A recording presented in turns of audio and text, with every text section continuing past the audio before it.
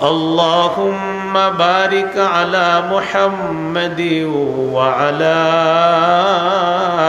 آل محمد كما باركت على إبراهيم وعلى آل إبراهيم إنك حميد مجيد اللهم إني أعوذ بك من شر لساني وشر سمعي وشر بصري وشر مني Markazul Medina আল ইসলামিয়া চর ইসলামপুর মাদ্রাসার সবক প্রদান অনুষ্ঠান ও দোয়া মাহফিলের প্রধান মেহমান মুফতি জহিরুল ইসলাম পৃষ্ঠপোষক মার্কাজুল মদিনা চর ইসলামপুর মাদ্রাসা খতিব ইসলামবাগ কেন্দ্রীয় জামে মসজিদ ঢাকা গুরুত্বপূর্ণ আলোচনা করেছেন মাওলানা মুফতি মহিউদ্দিন আশরাফি, মুফতি শেখ সাদি, মুফতি মুসাদ্দিক মুসা, মুফতি ইয়াসিন মাহমুদ ফরিদি। তেলাওয়াত করেছেন মুফতি ইউসুফ সাকিম আল আজহারি। প্রধান অতিথি আলহাজ মোহাম্মদ মাকসুদ হোসেন মাকসুদ সাহেব, নবনির্বাচিত চেয়ারম্যান বন্দর উপজেলা ও প্রধান উপদেষ্টা মার্কাজুল মদিনা চর ইসলামপুর মাদ্রাসা। বিশেষ অতিথি জনাব মাহমুদুল হাসান শুভ, চেয়ারম্যান পদপ্রার্থী মুসাফুর ইউনিয়ন পরিষদ। জনাব মনিরুজ্জামান বিপ্লব, বিশিষ্ট শিল্পপতি নারায়ণগঞ্জ। সভাপতি জনাব মাহবুবুল আলম সাহেব, মেম্বার ৯ নং ওয়ার্ড ও উপদেষ্টা চর ইসলামপুর মাদ্রাসা।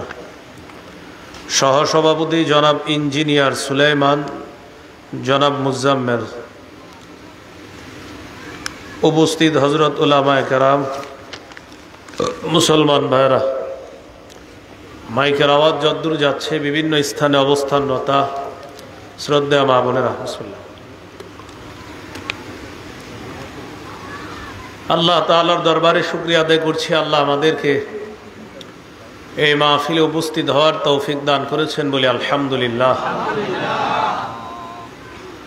সূরা আলী ইমরানের 19 নম্বর আয়াত। রাসূলুল্লাহ সাল্লাল্লাহু আলাইহি সাল্লামের একটি হাদিস, কোরআনের আরও কিছু আয়াত আপনাদের সামনে পেশ করলাম।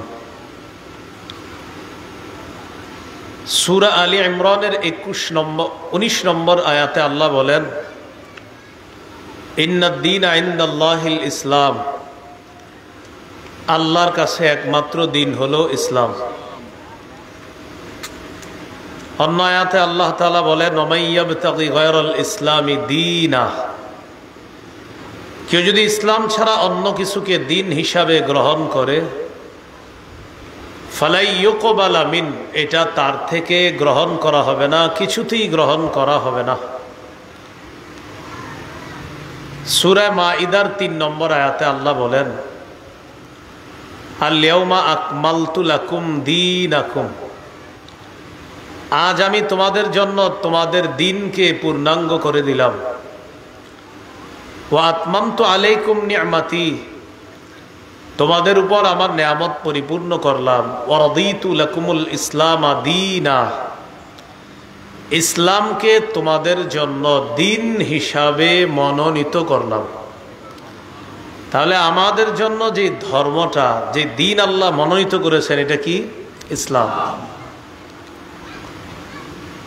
ইসলাম পালন করতে গিয়ে আল্লাহ তাআলা ইসলাম পালন করার জন্য আমাদেরকে একটা কিতাব দিয়েছেন, কোরআন।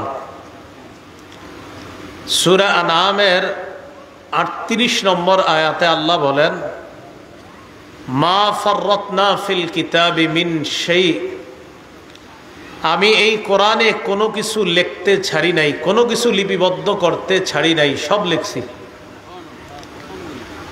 সূরা নাহলের 89 নম্বর আয়াতে আল্লাহ বলেন, ওয়ানাজ্জালনা আলাইকাল কিতাবা তিবিয়ানাল লিকুল্লি শাই, সব জিনিসের বিস্তারিত বর্ণনা দিয়ে কোরআন আমি আপনার উপর নাজিল করছি। এখন এই কোরআন কিভাবে মানতে হবে? এই কোরআনের মধ্যে আছে সূরা হাশরের ৭ নম্বর আয়াতে আল্লাহ বলেন, মা আতাকুমুর রাসূলু ফাখুযুহ। রাসূলুল্লাহ সাল্লাল্লাহু আলাইহি সাল্লাম তোমাদেরকে যা দেন তা গ্রহণ করো। ওয়া মা নাহাকুম আনহু ফান্তাহু, যা থেকে নিষেধ করেন তা থেকে তোমরা বিরত থাকো। তাহলে বলেন তো, নবীর কথা গ্রহণ করা আর নবী যা নিষেধ করছে তা থেকে বিরত থাকা, এটা কার কথা? আল্লাহ। তাহলে নবীর কথা মানা মানিও আল্লাহর কথা মানা, কারণ আল্লাহ বলছে নবীর কথা মানো। সূরা নিসার ৫৯ নম্বর আয়াতে আল্লাহ বলেন, ইয়া আইয়ুহাল্লাযীনা আমানু আতিউল্লাহ ওয়া আতিউর রাসূল। হে ঈমানদারগণ, তোমরা আল্লাহর আনুগত্য করো, রাসূলের আনুগত্য করো। মনে রাখবেন, নবীর কথা এটাও ওহী, আল্লাহর কথাও ওহী। আল্লাহর কথা এটা হলো ওহী মাতলু, নবীর কথা ওহী গায়রে মাতলু। আল্লাহর কথা ওহী, এটা তেলাওয়াত করা হয়, নামাজে পড়া হয়। নবীজির কথা এটা ওহী গায়রে মাতলু, এটা তেলাওয়াত করা হয় না। নবীও তা বলেন যা ওহী হিসাবে নবীর কাছে আসে। একটু আমার সাথে বলেন, বলেন নবী তা বলেন যা নবীর কাছে ওহী হিসাবে আসে। এই কথা কোথায় আছে? সূরা নাজমের ৩-৪ নম্বর আয়াতে আল্লাহ বলেন, ওমা ইয়ানতিকু আনিল হাওয়া ইন হুয়া ইল্লা ওয়াহয়ু ইউহা। নবী নিজের পক্ষ থেকে কিছু বলেন না, নিজের থেকে নবীজি কিছু বলেন না, মন মতো কিছু বলে না। ওহী আসে, ওই ওহী অনুযায়ী নবী কথা বলে, যা ওহী হিসাবে আসে নবী তাই বলে দেন। আল্লাহর কথা তেলাওয়াত করা হয়, নবীরটা নামাজে তেলাওয়াত করা হয় না। এই হলো পার্থক্য। নবীর হাদিস যদি বাস্তবেই সেটা নবীর হাদিস হয়, এই হাদিসকে অস্বীকার করা কুফরি। সূরা আলী ইমরানের ৩২ নম্বর আয়াতে আল্লাহ বলেন, কুল আতিউল্লাহ ওয়ার রাসূল ফাইন তাওয়াল্লাউ ফাইন্নাল্লাহা লা ইউহিব্বুল কাফিরিন। নবী আপনি বলেন আতিউল্লাহ, তোমরা আল্লাহর আনুগত্য করো, আর রাসূল, রাসূলের আনুগত্য করো। ফাইন তাওয়াল্লাউ, এই কথা বলার পর তারা যদি আল্লাহ এবং রাসূলের আনুগত্য না করে, তাহলে এদেরকে জানায়া দেন আল্লাহ কাফেরদেরকে ভালোবাসেন না। তাহলে নবীর কথা না মানাটা কুফরি, আর কুফরি করলে কাফের, আর কাফেরকে আল্লাহ ভালোবাসেন না। নবীর কথা মানা মানি আল্লাহর কথা মানা। সুবহানাল্লাহ। নবীর কথা মানা আল্লাহর কথা মানা। দলিল সূরা নিসার ৮০ নম্বর আয়াতে আল্লাহ বলেন, মাইয়ুতির রাসূলা ফাকাদ আতাআল্লাহ। যে রাসূলের আনুগত্য করে সে আল্লাহর আনুগত্য করলো। নবীজি কি দুনিয়াতে আছে এখন? তো নবীর আনুগত্য কিভাবে করবেন? নবীর হাদিস থেকে জানতে হবে, আদেশ নিষেধ জানার পর ওটা মানা। আর আল্লাহ বলেন, আমার নবীকে কেউ মানলো তো আল্লাহকে মানলো। আল্লাহর কথা আর নবীর সুন্নত অনুযায়ী কোনো মুমিনের মাঝে যখন ফয়সালা করে দেওয়া হয়, তখন মুমিনদের বক্তব্য হবে শুনলাম মানলাম। বলেন তো, কোনো মুমিনকে যখন বলা হয়, ও মুমিন, আল্লাহ বলছে এই কথা তুমি কি মানো, নবী বলছে এই কথা তুমি কি মানো, তখন মুমিন বলবে হ্যাঁ শুনলাম মেনে নিলাম। মুমিন কি বলবে? শুনলাম মেনে নিলাম। এটাও কোরআনে আছে। সূরা নূরের ৫১-৫২ নম্বর আয়াতে আল্লাহ তাআলা বলেন, ইন্নামা কানা কাউলাল মুমিনিনা ইযা দুউ ইলাল্লাহ إذا دعوا إلى الله ورسوله ليحكم بينهم أن يقولوا سمعنا وأطعنا। ঈমানদারদেরকে যখন আল্লাহর দিকে ডাকা হয় আর নবীর দিকে ডাকা হয় তাদের মাঝে ফয়সালা করার জন্য, আল্লাহর দিকে ডাকা হয় দ্বারা উদ্দেশ্য কোরআনের দিকে, নবীর দিকে ডাকা হয় দ্বারা উদ্দেশ্য সুন্নতের দিকে। আল্লাহর কোরআন আর সুন্নত অনুযায়ী তাদের মাঝে ফয়সালা করার জন্য যখন তাদেরকে আহ্বান করা হয়, মুমিন তুমি একটা সমস্যায় পড়ছো, এই সমস্যার সমাধানটা কোরআন সুন্নাহ অনুযায়ী করব, তো আল্লাহ বলেন তখন মুমিনের জবাব হয় সামি'না ওয়া আতা'না, আমরা শুনলাম মেনে নিলাম। তাহলে বলেন তো কোরআন আর সুন্নাহ অনুযায়ী মুমিনের মাঝে যদি ফয়সালা হয়, মুমিনের জবাব কি হবে? শুনলাম, মানলাম। আব্দুল্লাহ ইবনে আব্বাস রাদিয়াল্লাহু তাআলা আনহুমা বলেন, লাউ দাআলি ইকালু বাঈর, আমার যদি উটের একটা রশিও হারিয়ে যায়, লাওয়াজাতুহু ফি কিতাবিল্লাহ, এই রশিটা খোঁজার সমাধান আমি কোরআনে পেয়ে যাই। সুবহানাল্লাহ। আমার যদি উটের একটা রশিও হারায়, এই রশিটা যে আমি কিভাবে পাবো এটার সমাধান কোরআনে পাই। তাহলে এবার বলেন তো, কোরআন মানা আল্লাহর কথা মানা, হাদিস মানাও আল্লাহর কথা মানা। কারণ সূরা হাশরের 7 নম্বর আয়াতে আছে, নবী যা দিয়েছেন তা গ্রহণ করো, যা থেকে নিষেধ করেন তা থেকে বিরত থাকো। কি বুঝতে পারলাম? আল্লাহর কাছে মনোনীত ধর্ম ইসলাম, ইসলাম পালনের একটা কিতাব আছে, এটার নাম কোরআন। আর ওই কোরআনই বলছে শোনো, এই কোরআনের ব্যাখ্যার সর্বশ্রেষ্ঠ ব্যাখ্যা হলো হাদিস, কোরআনের ব্যাখ্যা ওই হাদিস থেকে নিবা।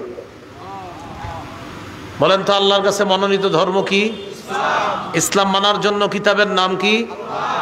কোরআনের মধ্যেই আছে কি মানতে হবে? হাদিস। আবার বলেন, আল্লাহর কাছে মনোনীত ধর্ম ইসলাম মানতে হলে কিছু নিয়ম নীতি জানতে হবে কোন কিতাব থেকে? আর কোরআনেই আছে আবার কি মানতে হবে? হাদিস। এতটুকু বুঝে আসছে সবার? এবার আমার সাথে বলেন, কোরআন সুন্নাহ অনুযায়ী বলেন, ইসলাম পালন করতে গিয়ে বাড়াবাড়িও করব না, ছাড়াছাড়িও করব না। আল্লাহ যা বলেন নাই, বলেন নবী যা বলেন নাই সেটা করব না। আল্লাহ যা করতে বলেছেন, নবী যা করতে বলেছেন সেটা ছাড়ব না। তাহলে যেটা করতে বলেন নাই সেটা করার নাম বাড়াবাড়ি, যেটা ছাড়তে বলেন নাই এটা ছাড়ার নাম ছাড়াছাড়ি। এবার দেখি সুন্দরভাবে বলেন, আল্লাহর কাছে একমাত্র ধর্ম ইসলাম পালনের একটা কিতাব আছে, কোরআনে আছে, আরেকটা মানতে হবে হাদিস। আর কোরআন আর হাদিস অনুযায়ী ইসলাম পালন করতে গিয়ে কি করা যাবে না? আবার কি করা যাবে না? আল্লাহ যা করতে বলেন না এটা করার নাম বাড়াবাড়ি, নবী যা করতে বলেন না এটা করার নাম না। আল্লাহ যা করতে বলেন নাই, নবী যা করতে বলেন নাই এটা করার নাম বাড়াবাড়ি। নবী যা ছাড়তে বলেন নাই, আল্লাহ যা ছাড়তে বলেন নাই এটা করার নাম ছাড়াছাড়ি। তাহলে করবেন দেখতে হবে আল্লাহ বলছে কিনা, ছাড়বেন দেখতে হবে আল্লাহ ছাড়তে বলছে কিনা। যদি আপনি বাড়ায়া করেন, যদি আল্লাহ না বলছে এটা, তো আপনি বাড়াবাড়ি করলেন। যদি ছাড়েন দেখতে হবে নবী আর আল্লাহ বলছে কিনা এটা ছাড়ার জন্য। যদি আপনি ছাড়েন, ভাই আল্লাহ তো ছাড়তে বলেন নাই, কেন ছাড়লেন, এটার নাম ছাড়াছাড়ি। এতটুকু বুঝছেন?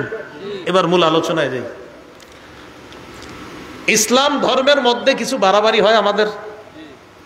এই বাড়াবাড়ির একটা বাড়াবাড়ির নাম বেদাত। বলেন কি নাম? বেদাত। এই বেদাত বিভিন্ন ভাবে হয়। এর মধ্যে একটা বেদাত হলো কবরকে কেন্দ্র করে বেদাত। কাকে কেন্দ্র করে? যারা কবর কেন্দ্র করে বেদাত করেন তারাও ওয়াজটা শোনেন মন দিয়ে, যারা করেন না তারাও শোনেন।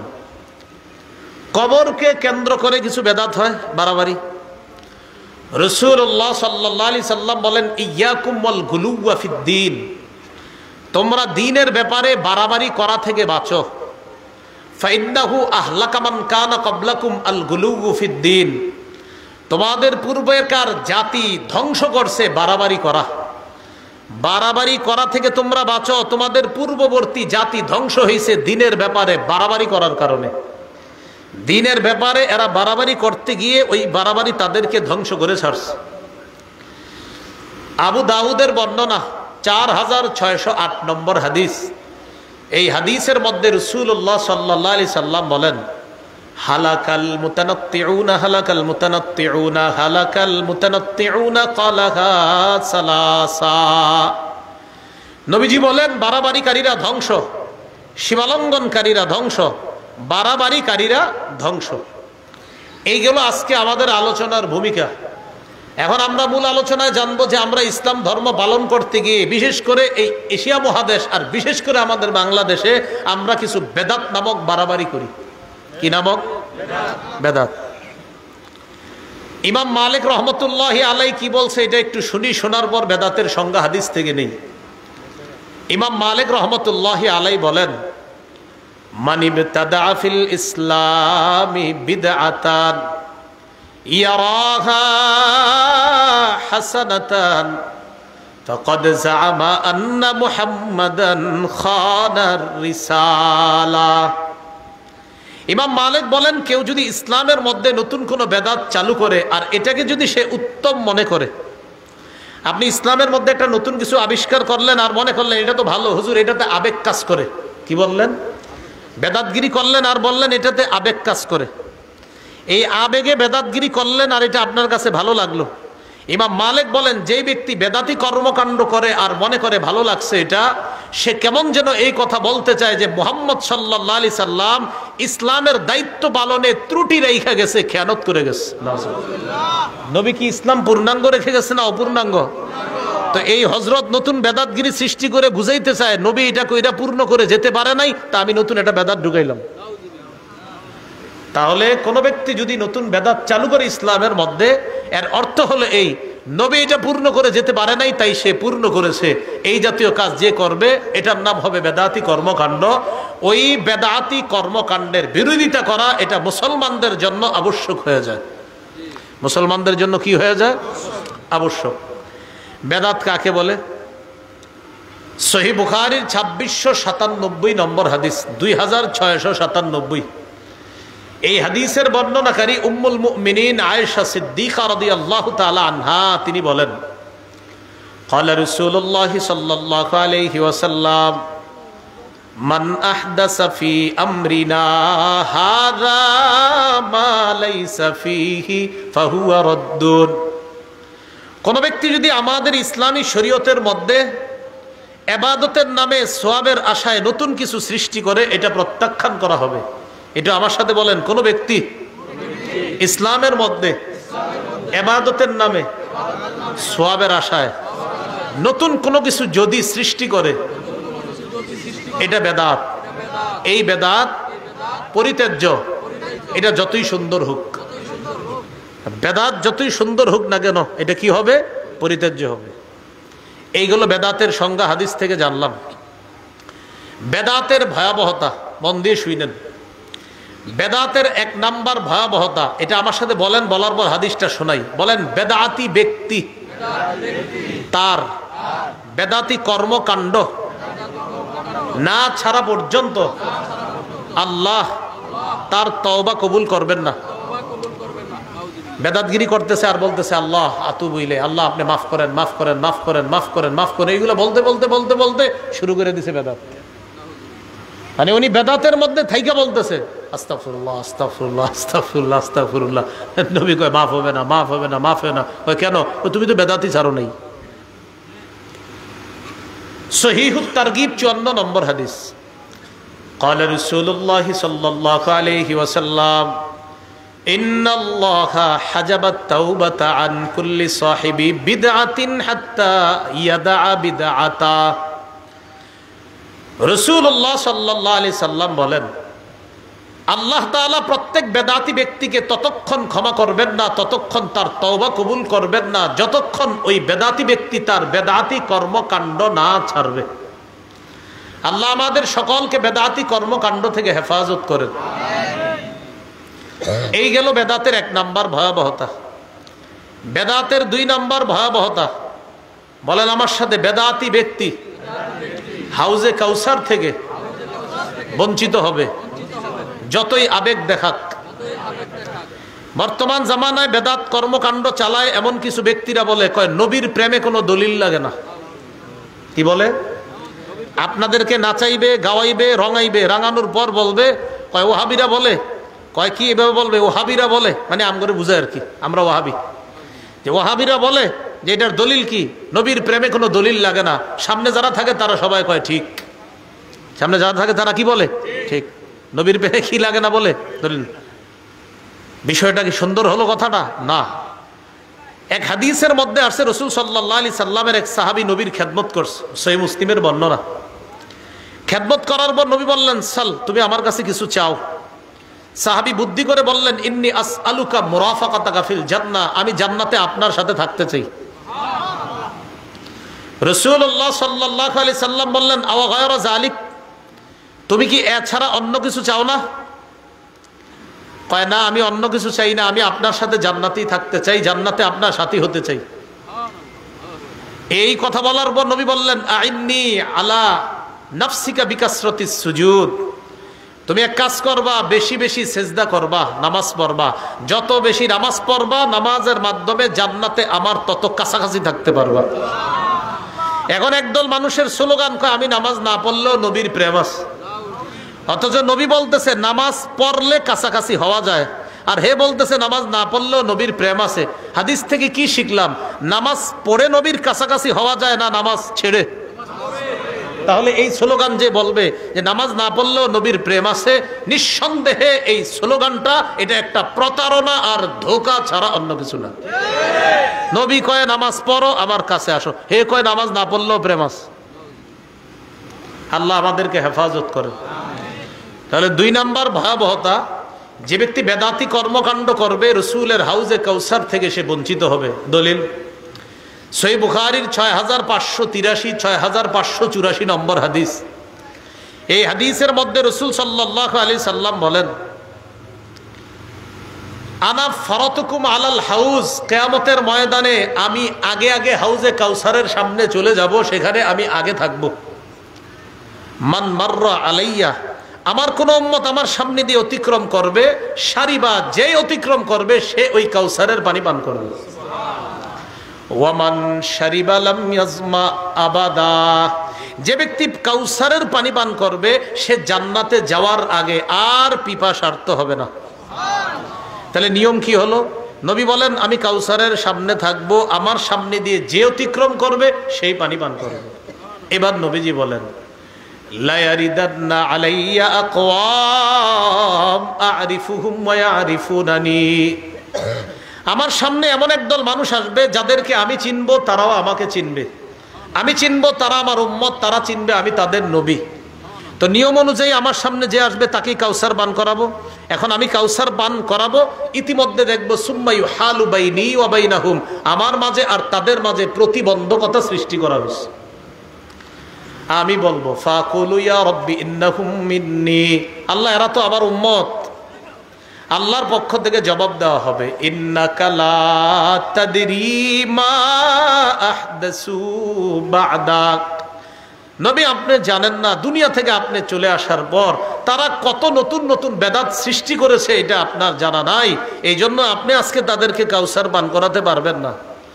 যেই নবী একটু আগে কাউসার পান করাইতে চাইলেন, এই নবী এখন কি বলবে দেখেন, ফাকুলু সুহকান সুহকান লিমান গায়্যারা বাদি, নবী বলেন আমি তখন বলবো আমার পরে যারা আমার রেখে আসা শরীয়তের মধ্যে নতুন কিছু ঢুকিয়ে শরীয়তকে পরিবর্তন করে দিয়েছে, আমার সামনে থেকে দূর হও, দূর হও, আমি চেহারাও দেখতে চাই না। তাহলে একটু আগে কাউসার পান করাইতে চাইলেন, এখন বলতেছে কি সুহকান সুহকান, দূর হও। এই জন্য ভাইয়েরা বেদাতি কর্মকাণ্ড করেন না। এলাকার মসজিদের ইমাম খতিব, আশেপাশের মাদ্রাসার ওলামায়ে কেরাম মাঝে মাঝে এগুলা বললে আপনারা পরের দিন চাকরি নোট করে দেন। হ্যাঁ, পরের দিনই বলে হুজুর আসর নামাজ আর পড়ায়েন না কেন? আমার বাপদাদা 50 বছর এই কাজ করছে, আর আপনি আজকে কোত্থেকে আসছেন? হুজুরে আপনাদেরকে একটা সঠিক জিনিস বুঝাইছে, আপনি দলিল দিলেন আমার আব্বা গত 50 বছর করছে, কইরা মারা গেছে, আমিও গত 20 বছর করতেছি, এ হলো 70 বছর, আমার দাদা কইরা গেছে আরো 30 বছর, এ হলো 100 বছর, আর আপনি কোত্থেকে এসে বলতেছেন এটা বেদাত? হুজুর আসরের তার আইসেন না মসজিদে। এটা ঠিক করেন নাই। কেন ঠিক করেন নাই? ইব্রাহিম নবী তার জাতিকে বুঝাইল এইগুলা শিরিক, এই পূজা করা শিরিক। তার জাতি এইগুলা শোনার পর ইব্রাহিম আলাইহিস সালাতু ওয়াস সালামের কথা তারা বুঝছে যে আসলে ইব্রাহিমের কথা সত্য। বুঝা শোনার পর সব যখন ঠিক বুঝাইসে গেছে, এবার ইব্রাহিম নবী বলতেছে এগুলা ঠিক না, এগুলা অন্যায়। এখন দেখেন সর্বশেষ তাদের বুঝ আসার পরে জবাব, ইব্রাহিম শোনো, তুমি যা বুঝানোর বুঝাইছো, ওয়াজাদনা আবা আনা কাযালিকা ইয়াফআলুন, বাপ দাদাদেরকে দেখছি এগুলা করতে, তাই আমরাও করবো, আর কোনো দলিল চাই না। তাহলে বাপ দাদা করছে, এই উত্তরগুলা কাদের? কাফেরদের। ভুল কাজ বাপ দাদা করছে, উত্তরগুলা কারা দিত? কোরআনের অসংখ্য জায়গায় পাইবেন কাফেররা নবীদের কথায় কথায় বুঝাইসে যাইতো, সর্বশেষ জবাব দিত। নবীর কথা বুঝতো, হা হা তুমি ঠিক বলছো, সব বুঝার পর সর্বশেষ বলতো আমার বাপ দাদা করছে আমি করব। আবু তালেব একদম নবী গেছে পাশে বসা রয়েছে, আবু তালেবের পাশে চামচারা বসা লিডাররা। আবু তালেবকে রাসূল সাল্লাল্লাহু আলাইহি সাল্লাম বলতেছে, চাচা লা ইলাহা ইল্লাল্লাহ বলেন, উহাজ্জুলাকা বিহা, আমি এই কালিমা আপনি লা ইলাহা ইল্লাল্লাহ বলেন, এটা দিয়ে আল্লাহর কাছে আমি দলিল পেশ করব কিয়ামতের মাঠে। চাচা আপনাকে আমি জান্নাতে নেওয়ার চেষ্টা করব, আপনি একটু পড়েন। আবু তালেব বলল, ভাতিজা তোমার যে ধর্ম এটা সঠিক, এটা আমিও বুঝি। বলতেছে তোমার ধর্ম সঠিক, এটা আমি বুঝি, তুমি সঠিক পথে আছো এটাও বুঝি, কিন্তু আমি যদি তোমার এই ধর্ম গ্রহণ করে মারা যাই, মানুষ বলবে ছি ছি বাপ দাদার ধর্ম ছাইরা বাতিজার ধর্ম গ্রহণ করছে। তো কাকা এই জন্য ইখতারতুন নার আলাল আর, আমি সম্মান বিসর্জন দিতে পারবো না, প্রয়োজনে আমি জাহান্নামের আগুন গ্রহণ করব, কিন্তু আমি এই সম্মান বিসর্জন দিতে পারবো না। তাহলে আব্বার ঐতিহ্য, দাদার ঐতিহ্য, এগুলা কাদের বক্তব্য? কাফেরদের। তো ইমাম সাহেব এনে বুঝাইছে বেদাত, এই বেচারারে বলে হুজুর আসরের তে আর আইসেন না, এইগুলা করবেন না, তিনি আপনাকে জান্নাতের রাস্তা দেখায় আর আপনি এগুলা বলতেছেন। আল্লাহ আমাদেরকে হেফাজত করেন। বেদাতের 3 নম্বর ভয়াবহতা, যে ব্যক্তি বেদাতি কর্মকাণ্ড করে, বলেন আমার সাথে, যে বেদাতি কর্মকাণ্ড করে, যে বেদাতিকে আশ্রয় দেয়, উভয়ের উপর আল্লাহর অভিশাপ, ফেরেশতাদের অভিশাপ, সকল মানুষের অভিশাপ। 1 নম্বর আপনি নিজে বেদাতগিরি করলেন, 2 কাউরে সুযোগ করে দিলেন যে আমার এই 3%, 4%, 5% জমিন দিয়ে দিলাম, আপনি এই জায়গায় একটা খানকা বানান আর বেদাতের সাপ্লাই দেন, কোনো সমস্যা নাই, আমার আব্বাও করছে, দাদাও করছে, আপনিও করেন, আপনার জায়গাটা দিয়ে দিলাম। এই যে আপনি জায়গা দিলেন বেদাতি কর্মকাণ্ড করার জন্য, আপনার উপরও অভিশাপ, আর যে আশ্রয় দিলেন যারে, তার উপরও অভিশাপ তো আছে, সে বেদাতি কাজ করবে। আর আপনি যে জায়গা দিলেন, আপনার উপরও অভিশাপ, যতদিন তওবা না করবেন অভিশাপ চলতেই থাকবে, আর এটা থেকে ফিরে না আসা পর্যন্ত আল্লাহ তওবা কবুল করবে না। দলিল সহিহ বুখারীর 3172 নম্বর হাদিস।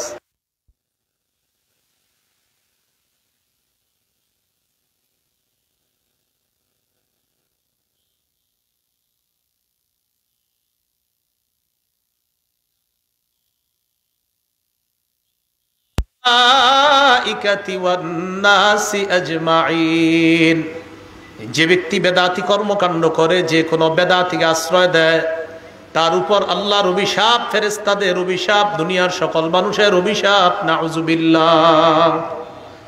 কি শিখলাম ভাই? বেদাতি কাজ নিজে করব না, কোনো বেদাতিকে আশ্রয় দিব না, বলেন ইনশাআল্লাহ।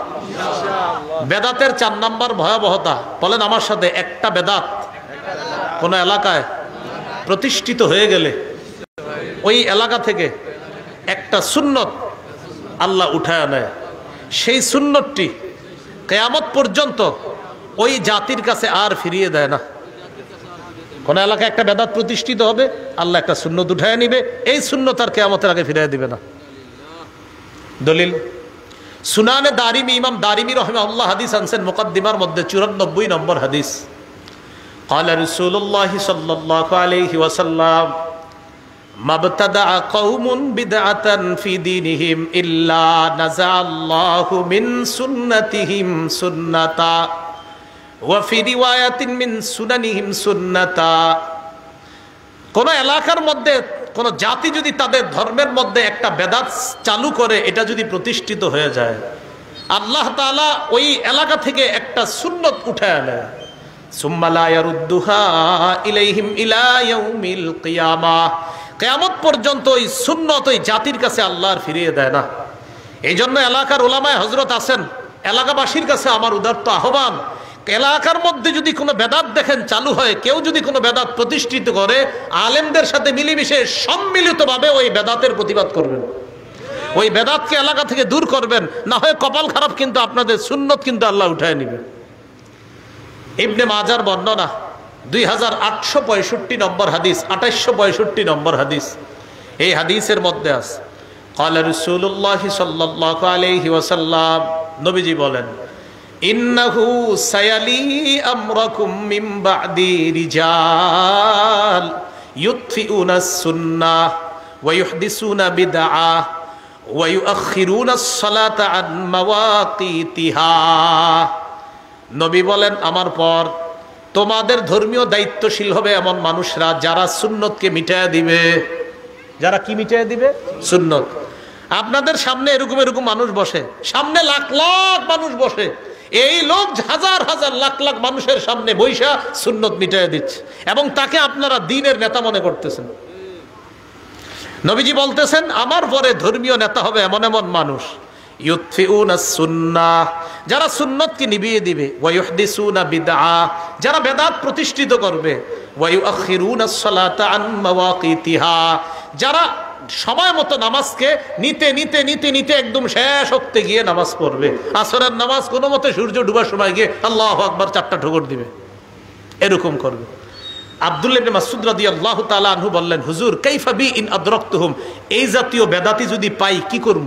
এখন আপনারা আমরা সবাই একসাথে বলি, চলেন, যদি আমরা এই জাতীয় বেদাতি পাই তা আমরা কি করব? নবীজি জবাব দিয়ে দিছে, লাইসা তাআতুন লিমান আসাল্লাহ, যে আল্লাহর নাফরমানি করে তার কথা মানা যাবে না, যে আল্লাহর নাফরমানি করে তার কথা মানা যাবে না। অতএব যে সুন্নতকে নিভায়া দেয়, বেদাত সৃষ্টি করে, সে আল্লাহর নাফরমান। নবী বলতেছে এই নাফরমানের কথা মানা যাবে না। নাফরমানের কথা কি করা যাবে না? মানা যাবে না। এই হলো বেদাতের 4 নাম্বার ভয়াবহতা। বেদাতের 5 নাম্বার ভয়াবহতা, যে ব্যক্তি বেদাতগিরি করে, আল্লাহ না করেন যদি এই আকীদা নিয়ে মারা যায় যে মরার সময় তার বেদাতি আকীদা, বাস তার ঠিকানা জাহান্নাম। ইবনে মাজাহ, আবু দাউদ, নাসাই, এই 3 কিতাবের মধ্যে মিলে একটা হাদিস শোনাই। আবু দাউদের 4607, নাসাইর মধ্যে বর্ণনাটা আছে। রাসূলুল্লাহ সাল্লাল্লাহু আলাইহি সাল্লাম বলেন, ইন্নাহু মাইয়াইশ মিনকুম বা'দি ফাসায়ারা ইখতিলাফান কাসীরা, আমার পরে যারা দুনিয়াতে থাকবা তোমরা প্রচুর মতভেদ দেখতে পাবা। নবী বলছে আমার পরে দুনিয়াতে যারা বসবাস করবে তারা প্রচুর মতভেদ দেখবে। এখন একটু বলেন তো আপনারা, আমরা কি ভবিষ্যতে দেখবো না দেখতেছি? যেমন আপনারা সাধারণ মানুষদের একটা কমন ডায়লগ, এক হুজুর এক কথা বলে, আরেক হুজুর আরেক কথা বলে, কার কথা মানবো, এরকম বলেন না? তো নবীজি বলছে আমার পরে যারা দুনিয়াতে বসবাস করবে তারা প্রচুর মতভেদ দেখবে। এখন বলেন তো মতভেদ দেখবো না দেখতেছি? যেমন জুমার আজান কয়টা? হ্যাঁ বলেন, কিন্তু একটা ঝগড়া আছে কিনা? একদল বলতেছে কয়টা? একটা, আবার আমরা বলতেছি কয়টা? 2টা। এখন এই যে মতভেদ দেখবো, এটা কে বলছে? নবীজি। তাহলে মন দিয়ে শোনেন, কথার কথা, জুমার আজান আমরা বলি 2টা, আবার একদল মোহাব্বতের ভাই তারা বলে কয়টা? একটা। তো রাসূল বলছে আমার পরে যারা দুনিয়াতে থাকবে তারা প্রচুর মতভেদ দেখবা। এখন কথা হলো, হুজুর মতভেদ দেখলে আমরা করবো কি? নবীজি জানিয়ে দিলেন, ফালাইকুম বিসুন্নতি, 1 নাম্বার কাজ, ওই মতভেদ যখন দেখবা তখন আমার সুন্নত আঁকড়ে ধরবা। সুবহানাল্লাহ। এখন আমরা একটা মতভেদের মধ্যে আছি, সেটা কি জুমার আজান কয়টা? তো মতভেদ হলো আমরা বলি 2টা, আর একদল মোহাব্বতের ভাই বলে কয়টা? একটা। এখন আমরা এই মতভেদের মধ্যে নিরসন খুঁজতেছি। নবী বলে মতভেদ লাগলে প্রথমে আমার সুন্নত ধরবা। নবীর সুন্নত তালাশ করে জুমার আজান পাইছি একটা। বলেন কয়টা? একটা। এবার নবী বলতেছে, ওয়াসুন্নাতিল খুলাফাইর রাশিদিনাল মাহদিয়িন, আমার হেদায়েত প্রাপ্ত খোলাফায়ে রাশেদার সুন্নত আঁকড়ে ধরবা। নবীর সুন্নতে পাইছি জুমার আজান একটা। এবার খোলাফায়ে রাশেদার সুন্নত, খোলাফায়ে রাশেদার মধ্যে প্রধান 4 জন সাহাবীর মধ্যে একজন হযরত উসমান। হযরত উসমান জুমার 2য় আজান চালু করছে। নবী বলছে মতভেদ যখন দেখবা, 1 আমার সুন্নত ধরবা, 2 আমার সাহাবায়ে কেরামের সুন্নত ধরবা। নবীর সুন্নতে পাইছি আজান একটা, উসমানের সুন্নতে পাইছি আজান আরেকটা। অতএব নবীর সুন্নাহ মানা মানিও নবীর কথা মানা, উসমানের সুন্নাহ মানা মানিও নবীর কথা মানা। কারণ নবীজি বলছে আমার সুন্নত ধরো, সাহাবায়ে কেরামের সুন্নত ধরো। এখন বলেন তো নবীর সুন্নত ধরবো, কথাটা কার? বলেন নবীর। আমরা মতভেদ দেখবো না দেখতেছি? তো নবী বলছে মতভেদ দেখলে 1 নাম্বার আমার সুন্নত ধরো। এরপরে বলছে খোলাফায়ে রাশেদার সুন্নত ধরো। আচ্ছা বলেন তো নবীর সুন্নত ধরতে হবে, কথাটা কার? নবীর। খোলাফায়ে রাশেদার সুন্নত ধরতে হবে, কথাটা কার? নবীজির। তাহলে খোলাফায়ে রাশেদার মধ্যে হযরত উসমান গনি আছে কিনা? এই হযরতে উসমান দ্বিতীয় আজান চালু করছে। মক্কা মদিনা সহ সারা পৃথিবীর ম্যাক্সিমাম জায়গায় জুমার আজান হয় দুইটা। এখন আপনার একদল মোহাব্বতের ভাই তারা বলতেছে না জুমার আজান একটা, আর আমরা বলতেছি না জুমার আজান দুইটা। আমাদের দলিল, নবী বলছে মতভেদ লাগলে আমার সুন্নত খোঁজো, আমার সাহাবীদের সুন্নত খোঁজো। আর নবীর সুন্নত আর সাহাবীদের সুন্নত মানার কারণেই আমাদের নাম আহলুস সুন্নাহ ওয়াল জামাআহ। আমরা নবীর সুন্নাহও মানি, জামাতে সাহাবা তাদের আদর্শও মানি। নবীর সুন্নতে পাই জুমার আজান একটা, জামাতে সাহাবার আদর্শে পাই সুন্নত দুইটা, জুমার আজান। এই জন্য আমরা জুমার আজান দেই দুইটা। আপনার নাম আগে ঠিক করতে হবে, আপনি কি শুধু আহলুস সুন্নাহ না আহলুস সুন্নাহ ওয়াল জামাআহ, এটা ঠিক করতে হবে। যদি বলেন আহলুস সুন্নাহ ওয়াল জামাআহ, তো নবীর সুন্নত মানতে হবে, সাহাবায়ে কেরামের আদর্শ মানতে হবে। আচ্ছা, এবার সাধারণ জনগণ দেখি বুঝছেননি, বলেন আমরা মতভেদ দেখব, কথাটা কার? নবীর। এখন জুমার আজান একটা না দুইটা, এই মতভেদটা কি দেখবো না দেখতেছি? এবার নবী বলছে মতভেদ দেখলে এক, কার সুন্নত খুঁজবো? নবীর। দুই নাম্বার কার সুন্নত? সাহাবীদের। বলেন তো নবীর সুন্নতে জুমার আজান পাই কয়টা? সাহাবীদের সুন্নতের মধ্যে জুমার আজান পাই কয়টা? নবীর সুন্নত মানা, কথাটা কার কথা? নবীর। সাহাবীদের সুন্নত মানা, কথাটা কার? আল্লাহ আমাদেরকে বুঝার তৌফিক দান করেন। এরপর নবী বলেন ইয়াকুম ওয়াল মুহদাসাত, তোমরা ইসলামের মধ্যে নতুন নতুন বেদাত আবিষ্কার করা থেকে বাঁচো। ফাইন্না কুল্লা মুহদাসাতিন বিদআহ, প্রত্যেক নতুন আবিষ্কার বেদাত। নাসাইতে আছে ওয়া কুল্লা বিদআতিন দালালাহ, প্রত্যেক বেদাত হলো পথভ্রষ্টতা। ওয়া কুল্লা দালালাতিন ফিন্নার, প্রত্যেক পথভ্রষ্টতার ঠিকানা জাহান্নাম। আল্লাহ আমাদের সকলকে বেদাতি কর্মকাণ্ড থেকে হেফাজত করেন। এইগুলো আমাদের আজকের আলোচনার প্রথম অংশ। এবার দ্বিতীয় অংশটা আমরা চলে যাই, চলেন। দ্বিতীয় অংশ হলো, বলেন আমার সাথে, কবর কেন্দ্রিক বাড়াবাড়ি, শিরিক পর্যন্ত পৌঁছে দেয়। আপনাদের নারায়ণগঞ্জ আছে কিনা আমি জানি না, আমাদের বাংলাদেশে কবর কেন্দ্রিক বাড়াবাড়ি আছে, বেশি আছে এটা আমিও জানি। কবর কেন্দ্রিক বাড়াবাড়ি, আগে বর্ণনা শুনেন। সহিহ বুখারীর বর্ণনা 427 নম্বর হাদিস। এই হাদিসের মধ্যে নবীজির 3 বিবির কথা। এক হলো আম্মাজান আয়েশা সিদ্দিকা রাদিয়াল্লাহু তাআলা আনহা থেকে হাদিসটা বর্ণনা। নবীজির আর 2 বিবি উম্মে হাবিবা আর উম্মে সালামা, তাদের সম্পর্কে হাদিসটা। সুবহানাল্লাহ। বর্ণনা করছে এক বিবি আর সম্পর্ক আরো 2 বিবির। তিনি বলেন আন্না উম্মা হাবিবাতা ওয়া উম্মা সালামাতা যাকারাতা কানিসাতান রাআইনাহা বিল হাবাশা। উম্মে হাবিবা এবং উম্মে সালামা, নবীর এই 2 বিবি হাবশায় একটা গির্জা দেখছে, গির্জা গির্জা ফিহা তাসাবির, এই গির্জার মধ্যে অনেক মূর্তি। গির্জা ইবাদতখানা, এই ইবাদতখানার মধ্যে অনেক মূর্তি।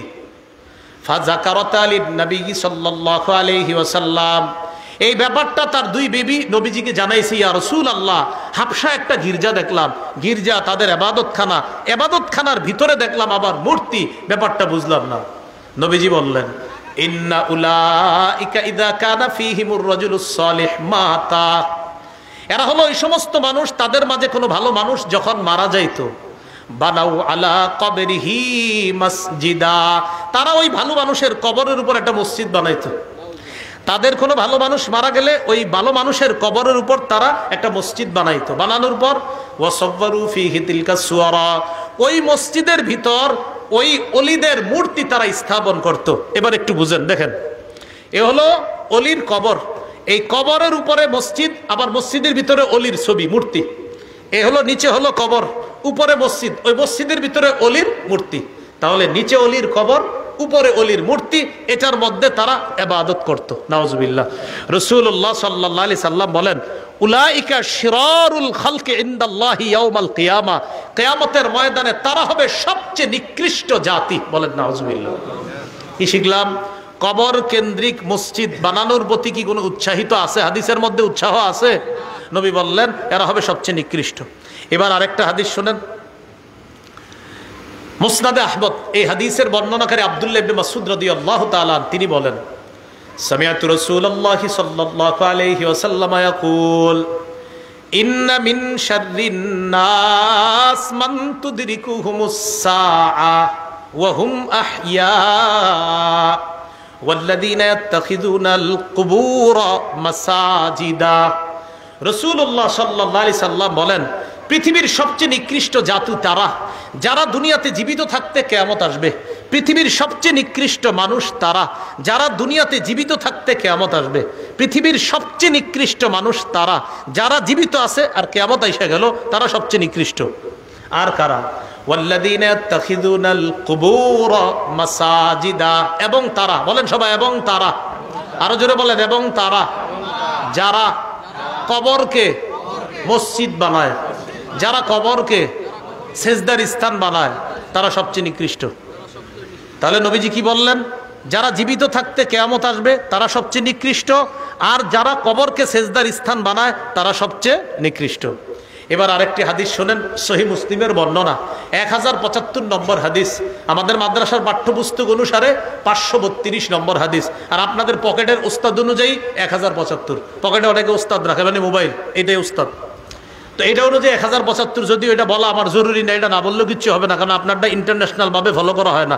আমি যেটা বলি ওটা ফলো করা হয়, 532 এটা ফলো হয় না। আপনি 1075 যেটা, এটা এমনি বলে দিলাম, কারণ চিপাই গিয়ে আবার মিলায় হুজুরের কথা ঠিক আছে কিনা।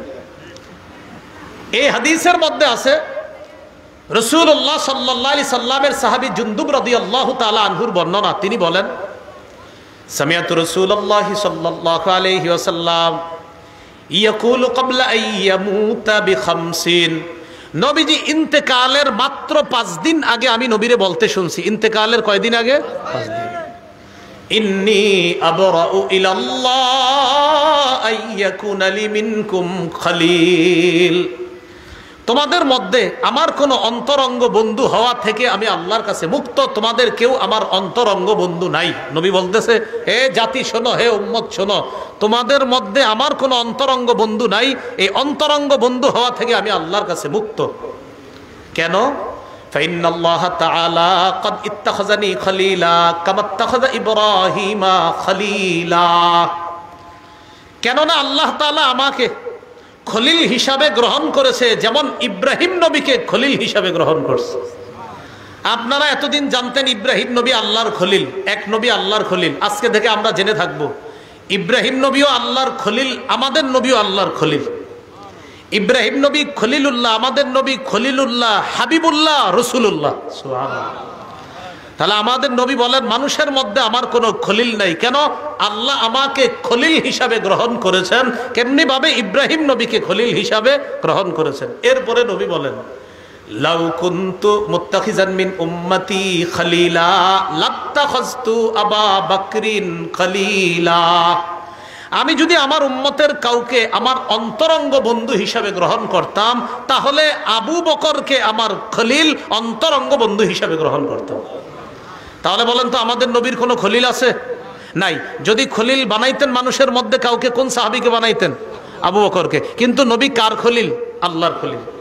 এই কথা বলার পর নবী বলেন, আলা ওয়া ইন্নামান কানা ক্বাবলাকুম, শোনো তোমরা, তোমাদের পূর্ববর্তী জাতি যারা, ইত্তাখাযু কুবুর আমবিয়াইহিম ওয়া সালিহিহিম মাসাজিদা, তোমাদের পূর্ববর্তী জাতি তাদের নবীর কবর আর নেককার মানুষের কবরগুলোকে মসজিদ বানাইছে, সেজদার স্থান বানাইছে। তোমাদের পূর্ববর্তী জাতি নবীদের কবর সমূহকে আর নেককার মানুষদের কবরকে সেজদার স্থান বানাইছে।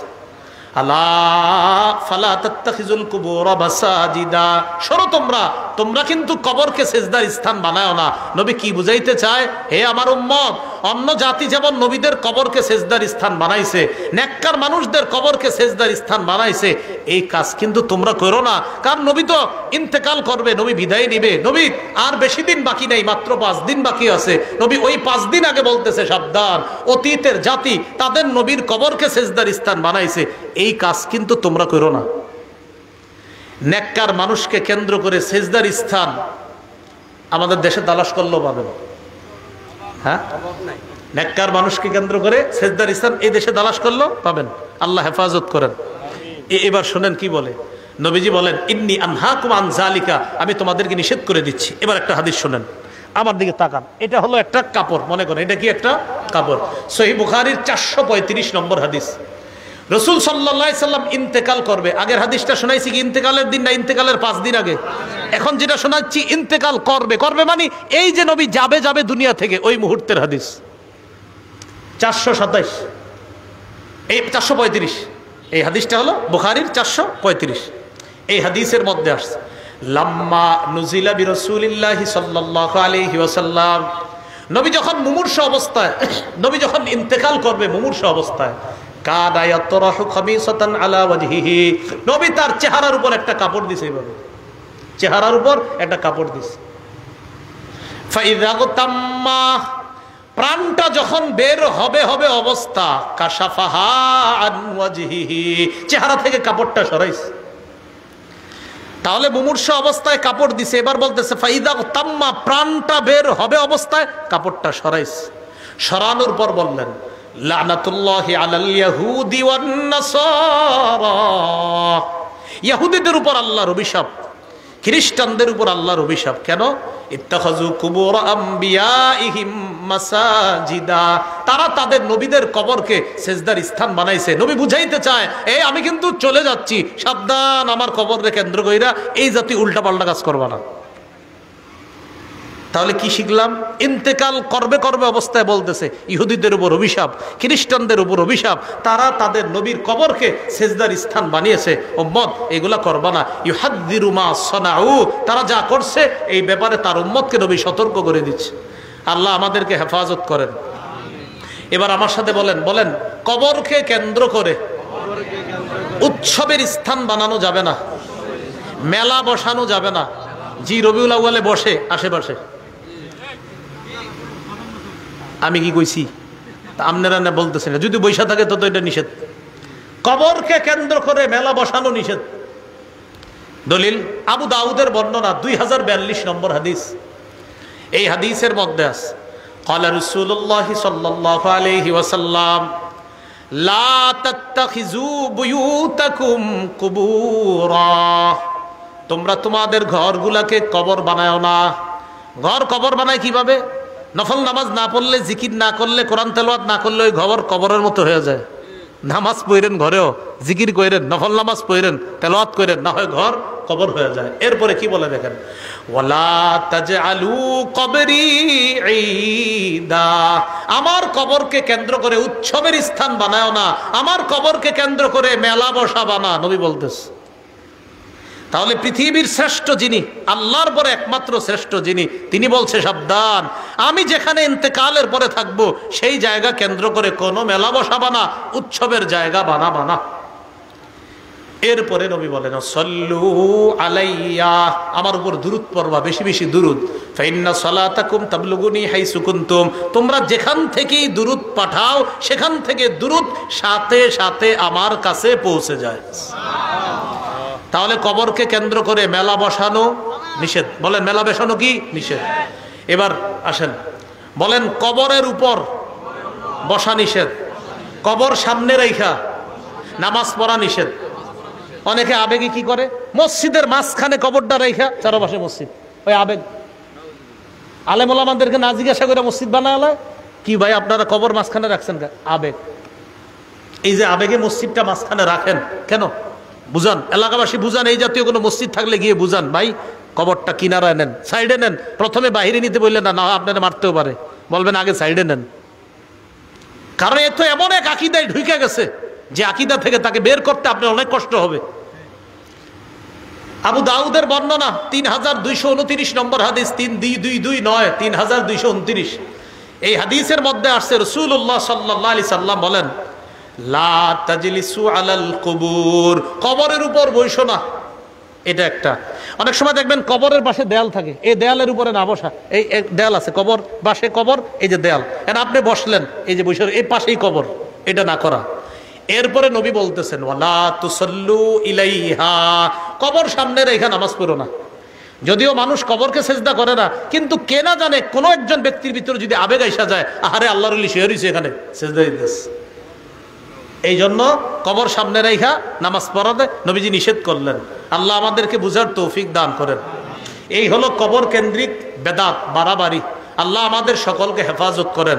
এই এলাকায় থাকলে এই এলাকা থেকেও যেন ওই জাতীয় আকীদা সম্পন্ন মানুষগুলাকে সহি আকীদা, বিশুদ্ধ আকীদায় তারা এসে হেদায়েত ওয়ালা আকীদায় যেন তারা ফিরে আসতে পারে, আল্লাহ তৌফিক দান করেন। বেদাত থেকে বাঁচার উপায়, বেদাত থেকে বাঁচার এক নাম্বার উপায় বাস মুহাম্মদ সাল্লাল্লাহু আলাইহি সাল্লামের পূর্ণ আনুগত্য করা। বলেন কার আনুগত্য করা? মুহাম্মদ সাল্লাল্লাহু আলাইহি সাল্লামের পূর্ণ আনুগত্য করা। সহিহ বুখারী ৭২৮০ নম্বর হাদিস। এই হাদিসে আছে রাসূল সাল্লাল্লাহু আলাইহি সাল্লাম বলেন, কুল্লু উম্মতি ইয়াদখুলুনাল জান্নাহ ইল্লা মান আবা। আমার উম্মতের সবাই জান্নাতে যাবে, তারা ছাড়া যারা অস্বীকার করে। সাহাবীরা বললেন অস্বীকার কারা করে? নবী বললেন মান আতাআনি দাখালাল জান্নাহ, যে আমার আনুগত্য করে সে জান্নাতে যাবে। ওমান আসানি ফাকাদ আবা, যে আমার নাফরমানি করে সেই অস্বীকার করলো। তো অস্বীকার যে করবে সে সুন্নাহের বাহিরে চলে গেল।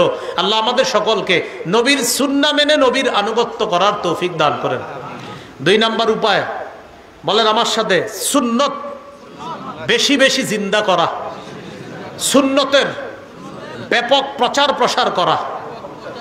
তাহলে বেদাত দূর করার ২ নম্বর উপায় হলো সুন্নতের ব্যাপক প্রচার প্রসার করা, সুন্নতের কথা বেশি বেশি বলা, নামাজের পরে মাঝে মাঝে সুন্নত নিয়ে আলোচনা করা। আসরের পরে ইমাম সাহেব যারা আছেন ২ মিনিট ৫ মিনিট একটা সুন্নত বলতে পারেন। আমাদের যাত্রাবাড়ি শায়েখের একটা বই আছে, আপনার কিতাব আছে ১ মিনিটের মাদ্রাসা। ১ মিনিটের মাদ্রাসা, তো এইটা আপনি প্রতিদিন পড়ে শোনান। ১ মিনিটের মাদ্রাসা মানে ওই নামাজের পরে সবাই বসবে, ১-২ মিনিট একটু কথা শুনবে। এই এলাকাবাসী যারা আছেন, আহার এই মানুষগুলা কোথায় যাবে?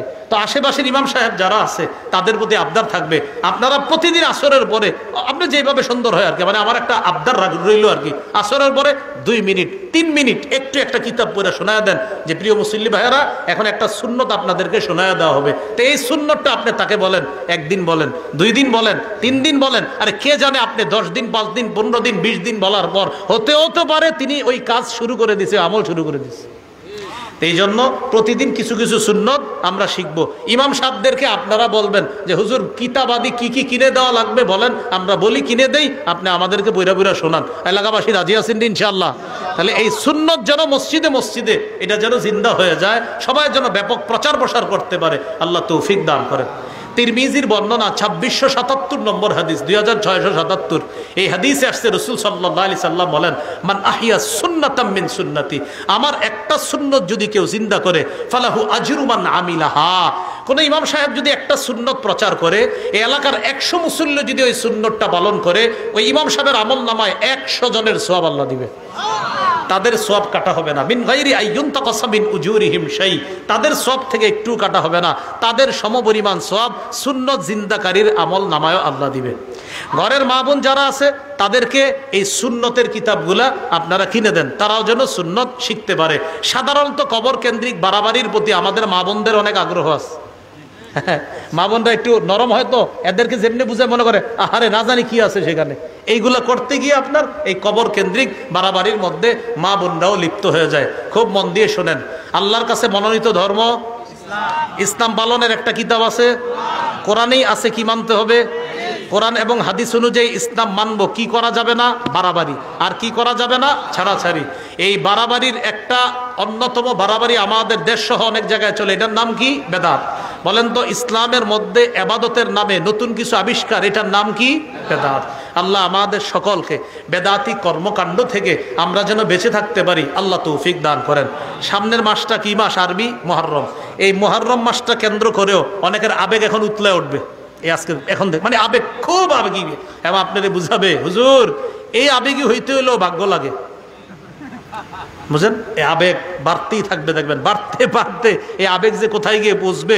শুধু কি আবেগ, যখন দেখবে যারে নিয়ে আবেগটা, তার কবর তো বাংলাদেশে নাই, হের একটা কবর বানায় ফেলবে দেশে, বানায় এটা নিয়ে আপনার এটারে কলা দিবে, আম দিবে, জাম দিবে, কাঁঠাল দিবে, টাকা দিবে। কারে দেয়? কি এক আজীব মস্তিষ্ক নিয়ে বসবাস করে। কবরের সামনে একটা বাচ্চা বৈশা বৈশা কয় স্যার 10টা টাকা দান করেন, দান করে না, ওই কবরে মরা মানুষটারে গিয়ে 10,000 দিয়ে আস। জিন্দা মানুষ কত চাইছে? 10। আরে জিন্দা মানুষ কত টাকা চাইছে? 10। দেয় নাই 10। মরা মানুষের দিছে কত? 10,000। এই বলেন না, মরা মানুষের দিছে কত? স্যার 10টা টাকা দেন, পেটে খিদা, দেয় না। যা, মরা মানুষের দিয়েছে 10,000। এই সমস্ত অসুস্থ মস্তিষ্ক কবে আমাদের বুঝে আসবে বলেন? আল্লাহ আমাদের সকলকে বুঝার তৌফিক দান করেন। আমরা যেন এই কথাগুলো মেনে চলতে পারি। সবাইকে আল্লাহ তৌফিক দান করেন। আমার এই আলোচনাটা মিম্বরের আমানত যাদের কাছে আছে, আপনাদের সম্ভবত দ্বিতীয় খণ্ডে এই পুরো আলোচনাটা পাবেন। দ্বিতীয় খণ্ডে এই পুরো আলোচনা, আরও বেশি আছে আলোচনা, ওইখানে পেয়ে যাবেন।